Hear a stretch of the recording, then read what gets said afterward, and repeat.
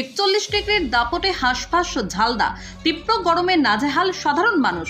তীব্র তাপপ্রবাহে হাঁসফাঁস অবস্থা ঝালদা শহর ও আশেপাশের এলাকার মানুষের। ঝালদার সর্বোচ্চ তাপমাত্রা পৌঁছেছে 41 ডিগ্রি সেলসিয়াসে। সকাল থেকেই রোদের তেজ এতটাই বেশি ছিল যে বেলা বাড়তেই কার্যত ফাঁকা হয়ে যায় রাস্তা। সবচেয়ে বেশি সমস্যায় পড়েছেন বয়স্ক মানুষ এবং শিশুরা। গরমের কারণে বারবার পানীয় জল খেতে হচ্ছে এবং অনেকেই ঘরের বাইরে বের হতে পারছেন না। স্থানীয় বাসিন্দা জনার্দন সাউ বলেন, সূর্যের তাপদাহ এতটাই বেড়েছে যে সারাক্ষণ পাখার নিচে থাকতে হচ্ছে, না হলে অসহ্য লাগছে।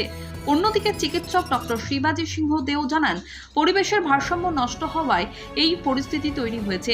নির্বিচারে গাছ কাটার ফলেই গ্লোবাল ওয়ার্মিং বাড়ছে বলে মত তার।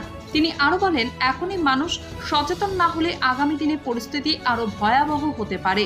ঝালদায় অস্বাভাবিক গরম, এই গরম সহ্য করা যাচ্ছে না, তার মধ্যে জলের কষ্ট। গরমে কি কি সমস্যা হচ্ছে বয়স্ক মানুষদের বা বাচ্চাদের? বয়স্ক মানুষরা ওনাদের শরীর অসুস্থ হয়ে যাচ্ছে, মানে গ্লোবাল ওয়ার্মিংয়ের জন্য এই জিনিসটা ঘটছে। চারদিক থেকে গাছপালা কাটা হচ্ছে, তার জন্য এই সমস্যাটা আমাদের আসছে। তো আমাদের উচিত গাছ ফাছ লাগানো, নাহলে কিন্তু এর থেকে আরও মানে আমরা গরমের সম্মুখীন হব।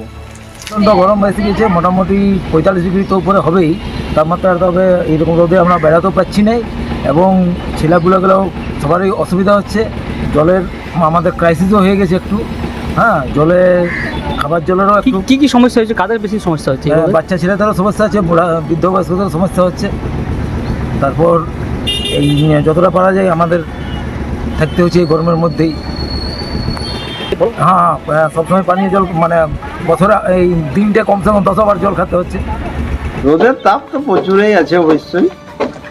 ঘরলে বাইরা মুশকিল, কেউ বাইরালে ঘর যেতে পারছে না। কোনো গাছ তলে থাকলে গাছ তলেই থেকে যাচ্ছে। জল প্রচুর খাচ্ছে মানুষ, দেখা যাক কি হয় গরমে। কি কি সমস্যা হচ্ছে?